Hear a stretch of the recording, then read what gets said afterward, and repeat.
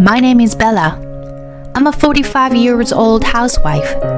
My husband Peter and I have two high school daughters. We had a peaceful marriage with no drama. But that doesn't mean I don't have any complaints. There are many things about the children, but the biggest frustration is my husband. He is a nervous wreck for better or worse.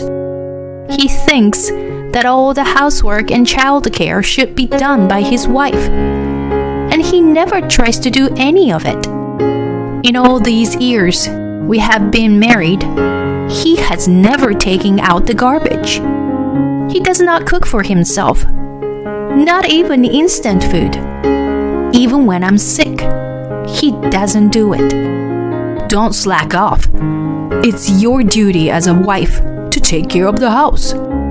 My husband is the kind of man who would yell at me like that. I never heard a word of concern or care from him. If he had at least brought home enough money, I would have been less dissatisfied. But my husband's income was low.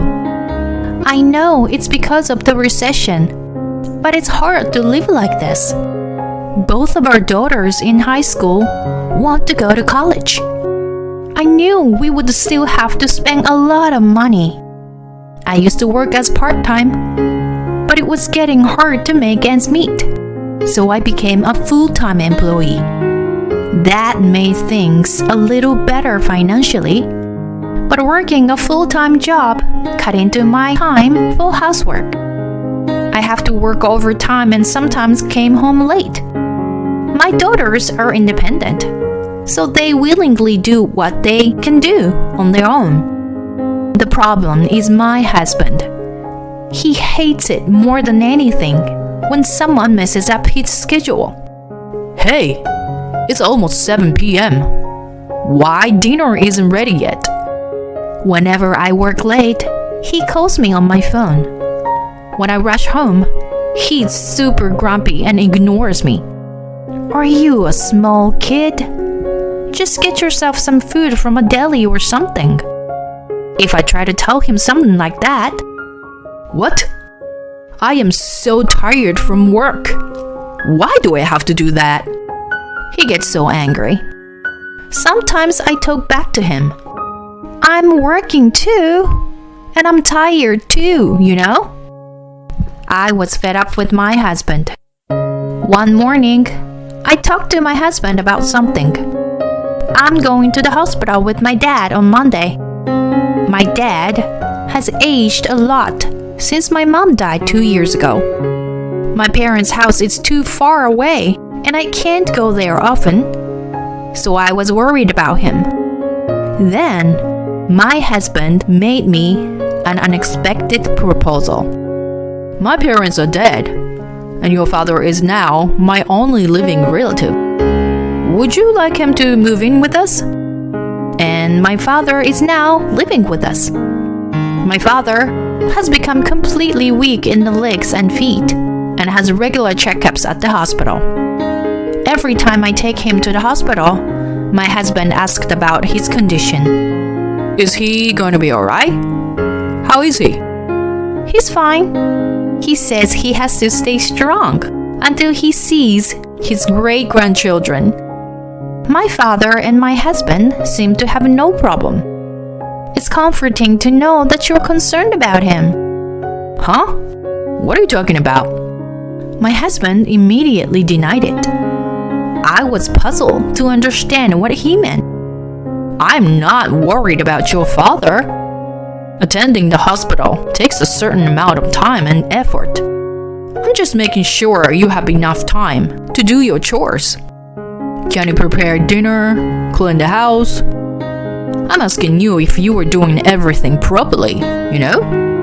My husband was that kind of person. I'm so dumbfounded that I'm speechless. I sighed and hurried through the housework as usual. My husband's selfishness is an everyday occurrence. He has always lived as he pleased.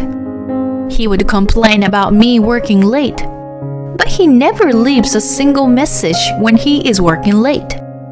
When I send him a message asking him why he's not home, he's like, overtime, of course.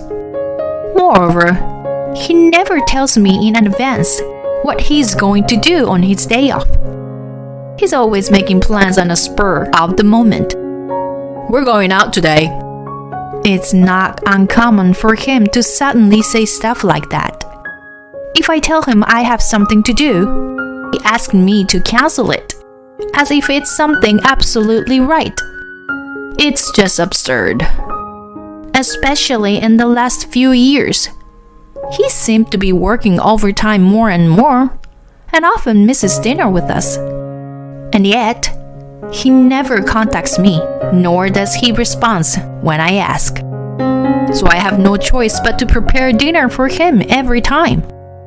Only when I think he's working overtime and don't prepare dinner, he comes home on time and complains. He was a real pain in the ass. To be honest, I don't want to spend my old age alone with him. I found myself thinking about that. Then, on another Monday, I drove to the hospital with my father. We were supposed to go home after having the usual test and hearing the result of the diagnosis as usual. But then, something unexpected happened. What? The doctor in front of me was making a difficult face. My father next to me is silently staring at the doctor. A cancer? Yes, there is a suspicion of cancer during the endoscopy. Since a detailed examination is necessary, we'll have to ask you to stay in the hospital. Oh no! I didn't know what to say. I don't even remember what the doctor said after that. When I got home, my father said he wanted to be alone for a while and hid in his room. When I saw the door to his room close, I went into my bedroom and shed tears. My husband came home late that night. I told him about my father. He listened in silence. I'm going to be busy with it, so it might be difficult for me to do stuff around the house, you know? My husband didn't like what I said, but he didn't say anything.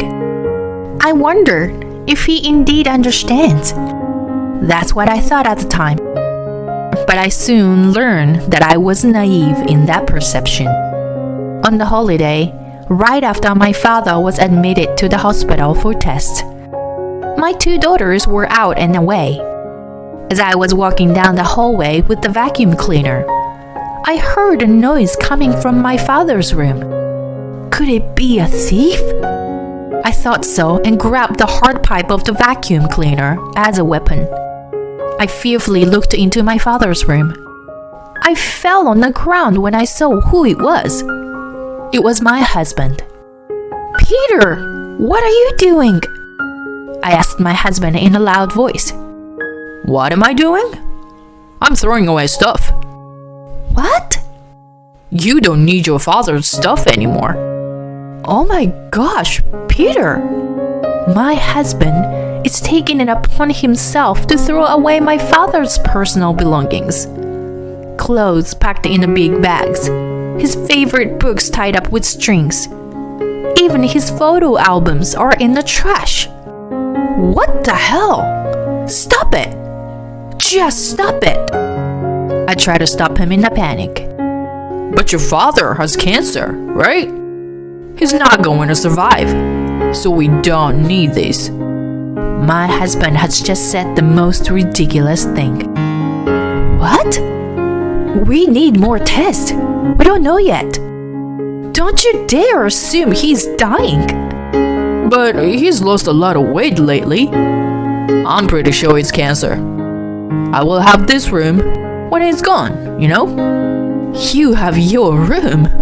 What are you doing? Really? Shut up. I can do whatever I want. My anger reached its peak with my husband's terrible words. He is a selfish man by nature. But I thought his relationship with my father wasn't so bad. I was even grateful to him for allowing me to live with my father. But this is just too wrong. Too much to take in. I was against moving in with him in the first place. You'd be neglecting the housework. You're the one who suggested having him moving in with us. Well, I'm not getting anything in return for it. What did you say? Your dad is a cheapskate. I thought he would give me an allowance or something. What? Did you expect such a thing? I was speechless for a moment. I have put up with my husband's arrogance my whole life. But this statement was so cruel. I screamed, feeling my eyes turn red with anger. I divorce you. Get out of my house, right now. My husband was so enraged by my fury that he became slurred and ran out of the house without a word. After a few days, I calmed down. However, I can't stand to be married to such a horrible person any longer. At any rate, I wanted to prepare the documents for divorce. I was not sure what the necessary procedures are. I went to a cafe, alone for the first time in a while, to think about the future. On my way home, I witnessed an unexpected scene. Half a month after I kicked him out, I got a call from my husband. He wanted to talk, so I let him. He seemed to be in a good mood and looked the same as before. So, what is it you want to talk about? I've been thinking about it, and I'm thinking, wouldn't it be weird for me to leave the house? You should be the one to leave. Why is that? Because I'm the breadwinner in the family. I'm the one who's been making your living. So, why should I leave? What is this person talking about? Has this person already forgotten? This house is in my father's name. My father bought this house, so it's only natural that you have to leave. I didn't think he had forgotten. I laugh at my husband's stupidity. Yes, the house belongs to my father. He bought it for us when we proposed moving in together. Before that, we lived in a tiny apartment. My father paid all the expenses for the new house, and I felt sorry for him for that. But my husband was secretly thinking to have some allowance from my father. How could he be so stupid as to forget who owns this house? How can he think that it is his house? This house will belong to me and my children when my father dies. Whatever. Then it will be yours when your father dies. And it will be a joint property between you and me. Am I right? What? What do you mean? You said you were divorcing me. If we get divorced, we'll split the property. Then half of this house is mine. I'm sorry, but you're wrong. An inheritance from one's parents can't be jointly owned by a couple. Too bad. What? Really? Well, there are exceptions, depending on the circumstances.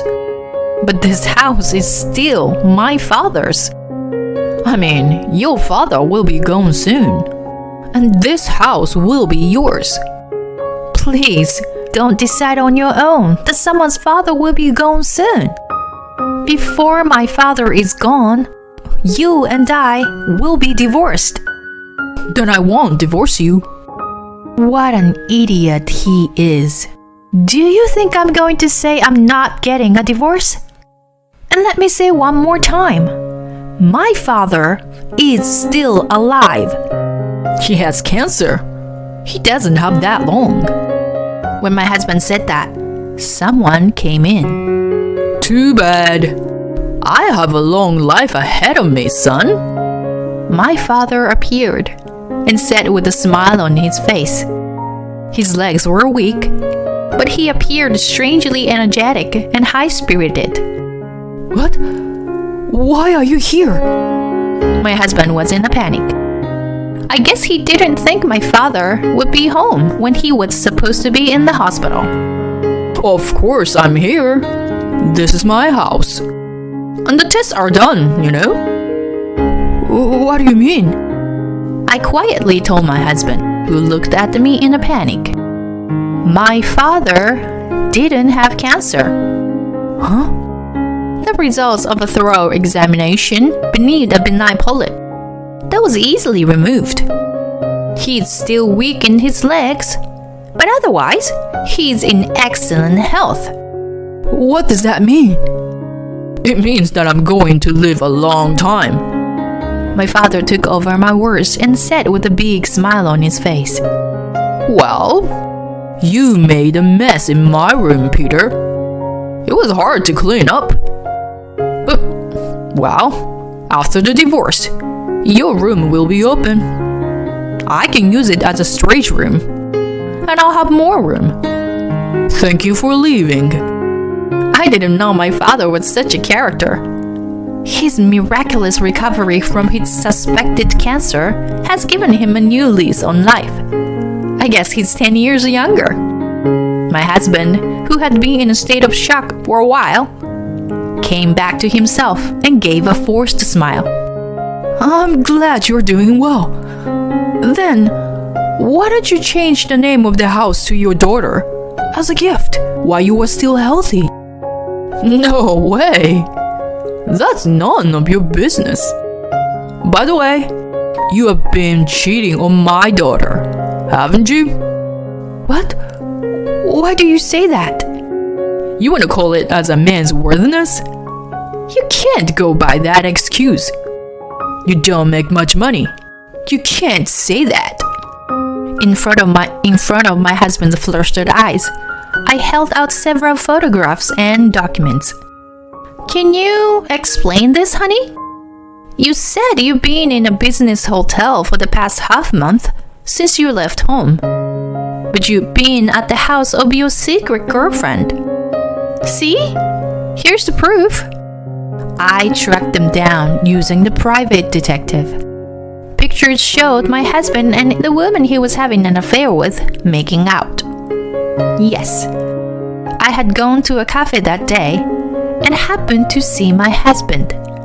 He was with her, holding hands and making out in public. I thought it was strange that your salary didn't change, even though you were working overtime.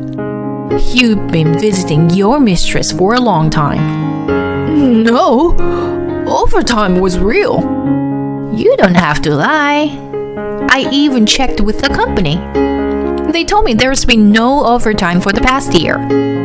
Oh no. You've been working a lot of overtime.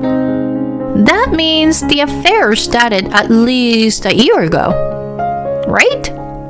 That's... So, you and I are getting a divorce. I'm gonna charge you alimony and child support. Be ready. No, please, don't do this. Now, get the hell out. My husband ran out of the house, hunched over the side of my furiousness. I don't need to tell you what happened to him after that. I filed for alimony against him and the woman he cheated on me with, plus child support for him. I need to make sure he pays for the children's future. He moved in with the woman he was having an affair with. They were left penniless after paying the alimony. They moved into a small old apartment and are forced to live in poverty. Even so, they were rubbing shoulders at first, but their relationship didn't last more than a month. How do I know? Because my ex-husband called me. Listen, she doesn't do any chores at all. She gets up at random times in the morning and night, goes to bed, and never takes care of me. We always have to eat delivery or TV dinner. She doesn't clean the house, so there is dust everywhere. She doesn't take out the garbage, so there's no place to step in the house. The woman with whom he was having an affair seemed to have been pretending to get his attention. But now they're living together, she's revealed her true colors. She's not even working. She's just hanging out at home. I can't take it anymore. Please help me. What? Why should I help you? You are finally with someone you wanted to be with, even if you had to fake working overtime. I can't ruin that kind of happiness for you. Well, good luck with that. You made a fool of us, and you'll pay for it. I'm sorry. For now on, I'll help you around the house. I won't act like a jerk to you, and I'll take good care of your father. It's too late. There's nothing you can do now. Oh no, wait, please. Goodbye, Peter. I hung up. Listening to a stupid man's stupid story makes my ears itch. Then, apparently, my ex-husband lived his life with her and ran away. Their relationship was only good while it was a secret affair. I heard that my ex-husband had to quit his job because the truth had spread throughout the company, and people around are looking at him like he was a total jerk. He deserves it. Now that he's gone, my family is at peace. My daughters are enjoying life as usual. Their father was hardly ever home. And even when he was so selfish that they have no feelings for him at all. They even laugh and say they are glad he's gone. Well, they were adolescents, so the idea of their father cheating was nothing but creepy. They say they'll never invite him to their weddings. Speaking of my dad, he's feeling much better now. He's having a lot of fun at the Senior Citizens Club. He seems to be getting to know the ladies in the club. I am still struggling with work and housework, but there are no more obstacles in my way. Life is beautiful now. I'd like to start preparing for a happy retirement. Thank you for watching till the end. Please subscribe to our channel if you like. See you in the next video.